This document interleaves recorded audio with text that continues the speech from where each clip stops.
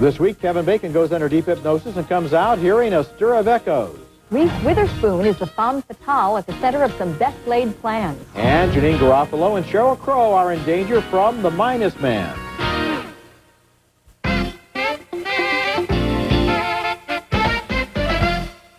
What I don't understand is how a person who spent most of her adult life in college can believe all that superstitious crap. It isn't superstition.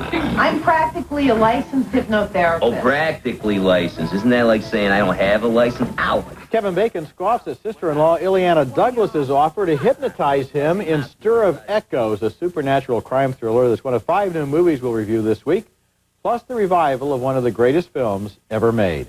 I'm Roger Ebert, film critic of the Chicago Sun-Times. I'm Joyce Kohaywick, film critic for WBZ-TV Boston. It is great to be back. It is nice to have you back, Joyce. Okay, first movie. It turns out that Kevin Bacon's mind is very open to hypnosis in that scene we just saw. And while he's in a trance, he has the first of a series of disturbing visions that haunt him. These unpredictable visitations from the other side prowl through his dreams and even attack him in daylight. His wife, played by Catherine Irby, tells her sister she's worried. I can't get him more than 6 feet from the couch. Why? That's where she appeared to him. I'm not shocked that there's another woman. Of course, the fact that she's dead gives one pause. We are talking about a ghost here, aren't we, Maggie? Yes, we do seem to be talking about a ghost. And somehow it's connected to a sudden premonition he has that their babysitter has kidnapped their child. Go! Whoa! Stop! Stop! Stop! Take it easy! Take it easy! My kid! My kid! Tell me where she is!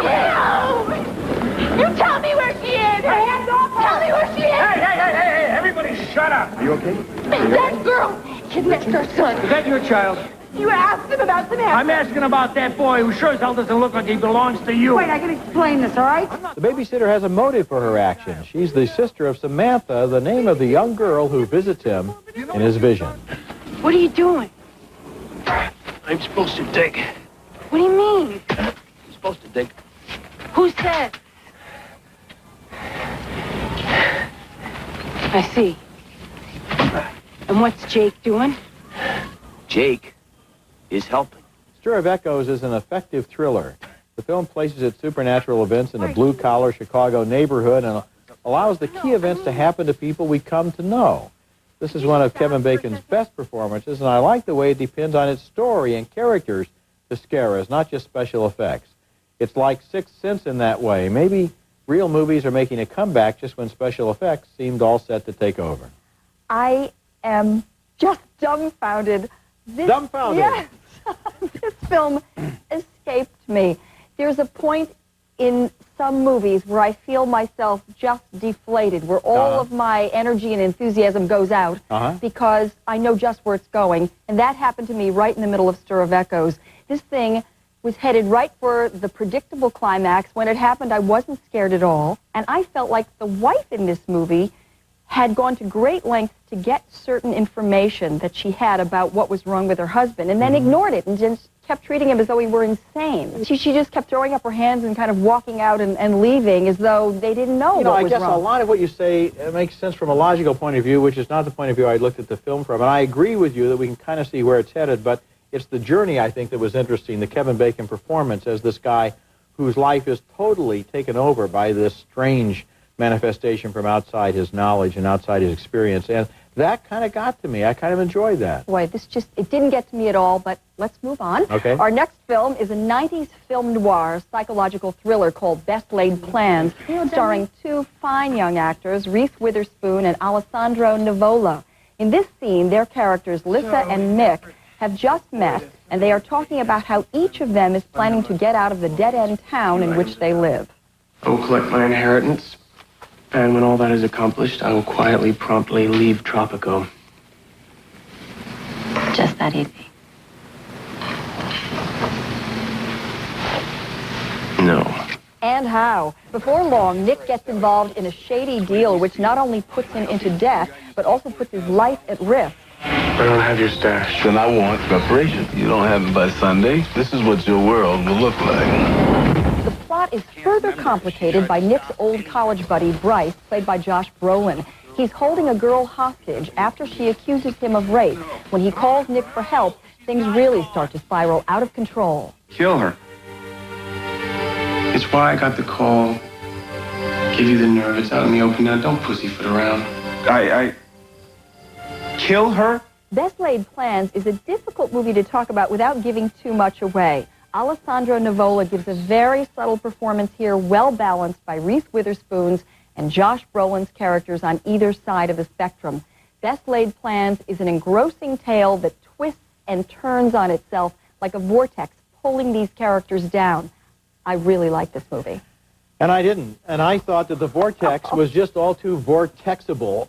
One of the problems with this movie is that what happened as it got deeper and deeper into the labyrinth of this plot, and more surprises were revealed, was that eventually I just became aware of the plot as this outside instrument that was manipulating these characters, and so I lost interest in them as people because I felt, well, they're not really in control of what's happening here. They're just being pushed around like a pinball. You know, and I would have said, I will say that in fact, it isn't that they're just being pushed around. They're certainly being put through their paces, and this is a very dark world that they inhabit.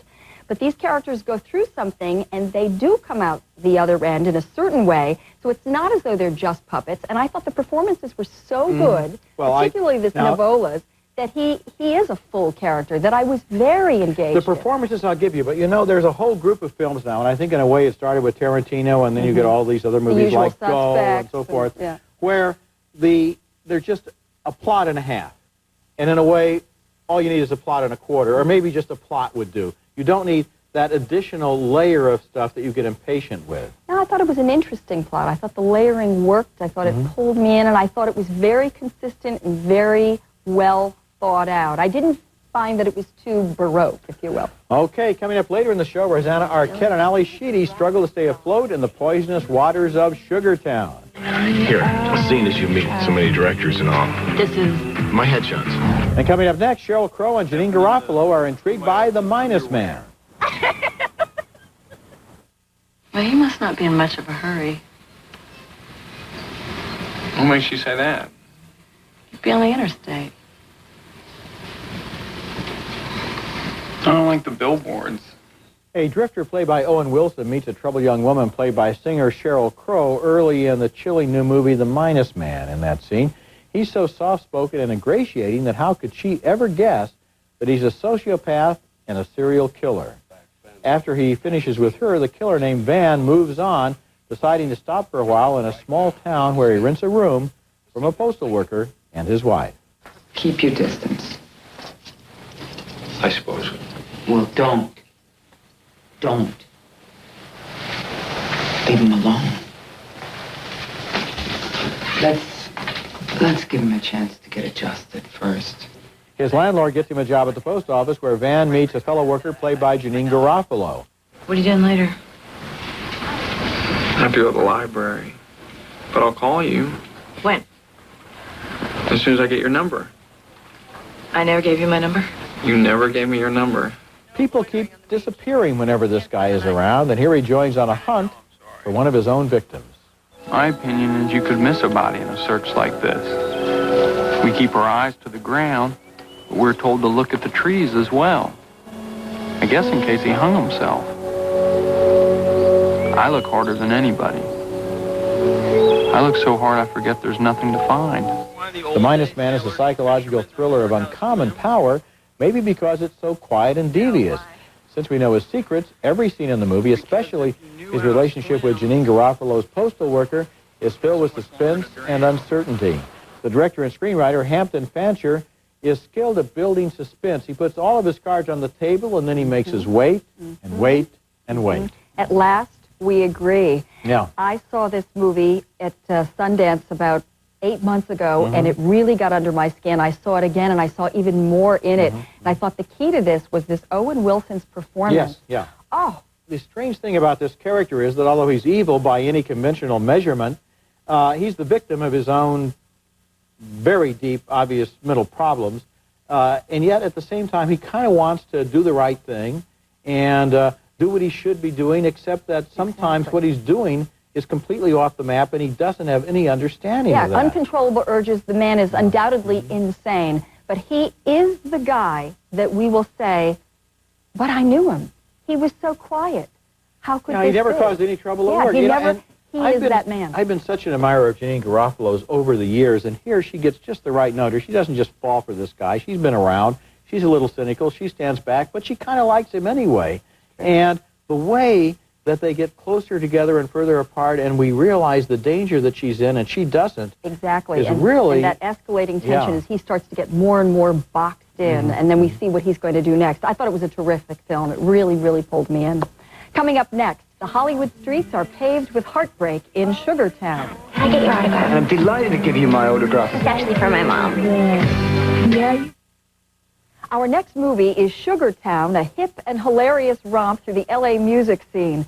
Not as broad, but more poignant than This Is Spinal Tap. It does tap the same material with an aging group of rockers at its core, trying to land a record deal. They're played by Duran Duran's John Taylor, Spandau Ballet's Martin Kemp, and Power Station's Michael DeBar. I am not that old broad. Listen, Nick, she's younger than you are. Get with the age, but. Look, you want to make a record or not? Not that bad, I don't know.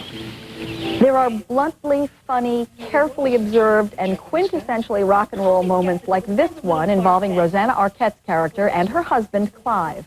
I'm starting to think about that North American tour you were on right after we got married. You could have met that space cadet on that tour. I mean, you were still drinking then, weren't you? Weren't you? Meanwhile, I was off shooting that Paul Schrader movie, where I might add I could have easily had an affair with Willem Dafoe, who was lifting weights and extremely pumped.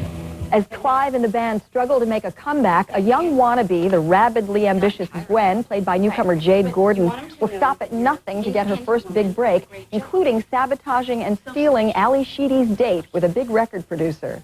Oh, now this is cute. This is so cute. It's my painting smart.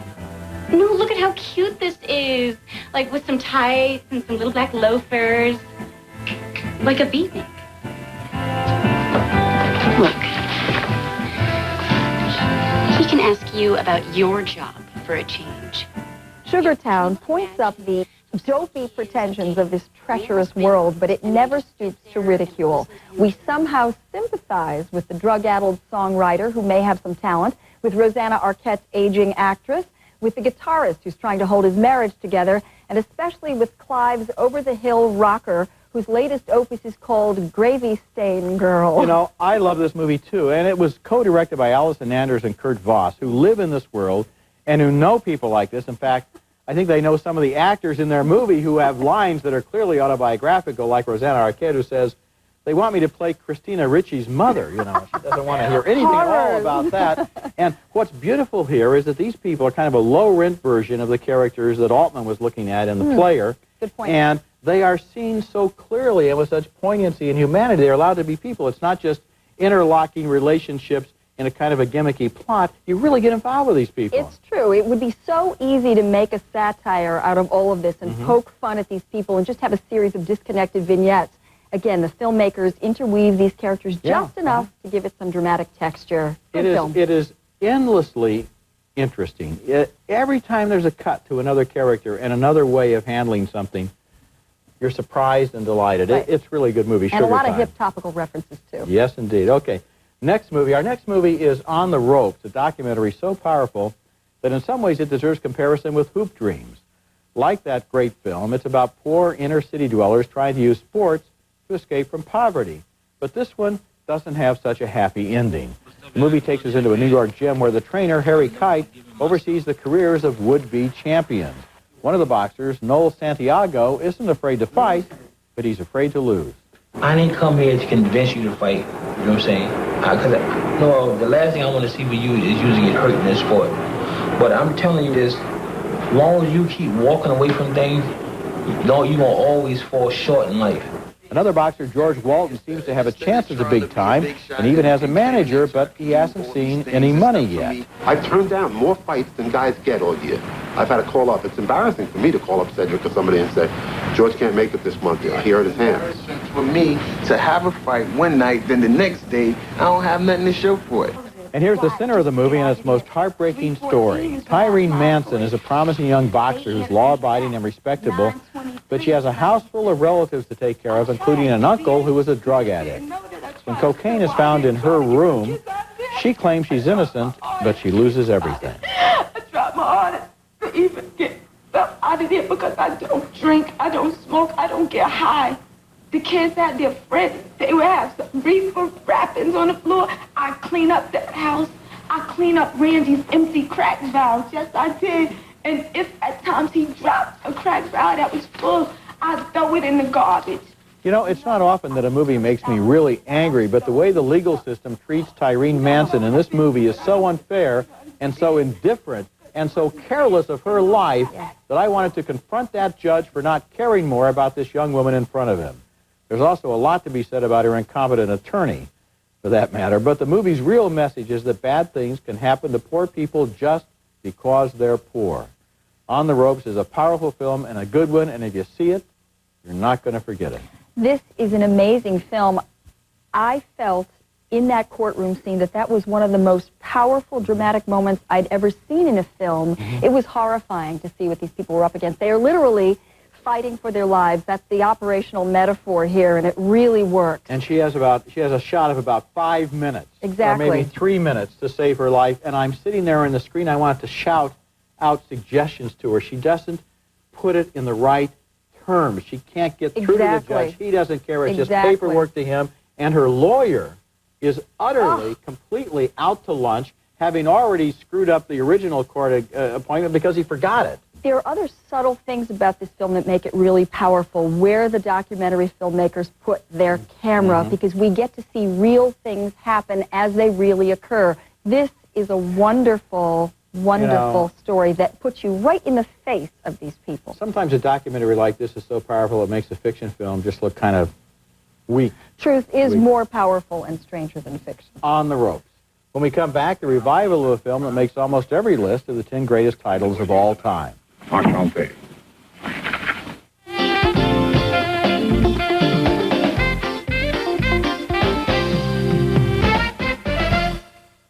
Roger Ebert in the Movies Revival Spotlight is brought to you by Nestle's Raisinets, at the movies or at home. Raisinets. When they make lists of the greatest films of all time, one title that's almost always near the top is Grand Illusion, the 1937 masterpiece by Jean Renoir of France. Made in the gathering shadows of World War II, it was set in the prison camps of the First War, where officers tried to act like gentlemen but could see that their world was coming to an end. The film tells the stories of 3 French prisoners, an aristocrat, a mechanic, and a Jewish banker, whose lives are joined in a prison camp in Germany. Messieurs, je rends hommage à votre courage patriotique. Mais ici, la situation est complètement changée. Personne ne s'échappera de cette forteresse. Erich von Stroheim stars in a famous performance as the former flying ace, now a walking invalid, who is commandant of the camp. He still has a sentimental attachment to the notion that enemies can treat each other as gentlemen. J'ai connu un Boileau à Berlin, un comte de Boileau. Ah oui? C'était mon cousin Edmond Boileau. Il était attaché militaire. He was a marvelous rider. In the good old times, yes. Maintenant, il est aviateur dans la chasse. That's so. Mais vous mangez pas? Je ne peux pas couper ma viande, alors... Vous permettez? Avec plaisir, merci. Vous parlez bien français? J'ai travaillé chez Gnome à Lyon. We know that the trench warfare was incomparably worse than the fairly comfortable lives of these prisoners and their captors, but Renoir needs that distance from the front lines to show how his characters, especially von Stroheim's pathetic German, are deluding themselves. This is really a great film. It is amazing to look back at this film from now, knowing what we know about war and the brutality that people are capable of, and see how gentlemanly and courtly this interaction is between the officers in a POW camp. It's hard to imagine that world existed, but then that's the point. It was on the verge of disintegration. I know, the irony in this film is that these people are still trying to behave as if civilization exists, and all around them, it's ending. We'll be back in a moment.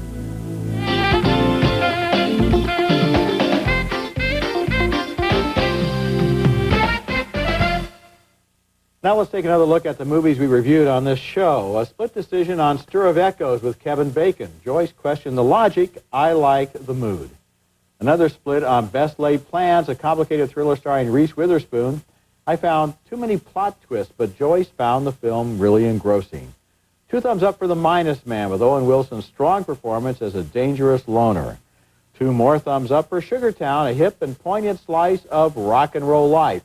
It opens next week. And finally, 2 thumbs way up for On the Ropes, an unforgettable documentary. So, Joyce, thanks a lot for being here again this week. So happy to be back. Thumbs up. This was great. Okay, remember you can hear our reviews on the web, both Joyce and myself, at ebert-movies.com, part of Go Network. Next week, more new films, including For Love of the Game, starring Kevin Costner as a baseball player who falls for Kelly Preston. That's next week, and until then, the balcony is closed.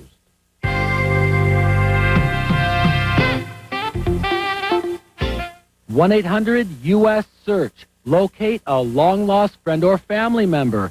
Find anyone. Call 1-800-US-SEARCH. History teaches us many lessons, one of which is few things last. Like a Moen faucet. Moen, buy it for looks, buy it for life. I should have used Preparation H. It helps stop itch and irritation with a soothing layer of protection. I should have used Preparation H. Try the Conair Satiny Smooth Waxer. Just roll on the warm wax, remove it with special strips painlessly at the roots, and stay hair-free for weeks. Closed captioning for Roger Ebert in the Movies is brought to you by... Know what's inside Lean Pockets chicken fajita? White meat chicken, peppers, real cheddar cheese, and still only 7 grams of fat. What are you gonna pay? Lean Pockets.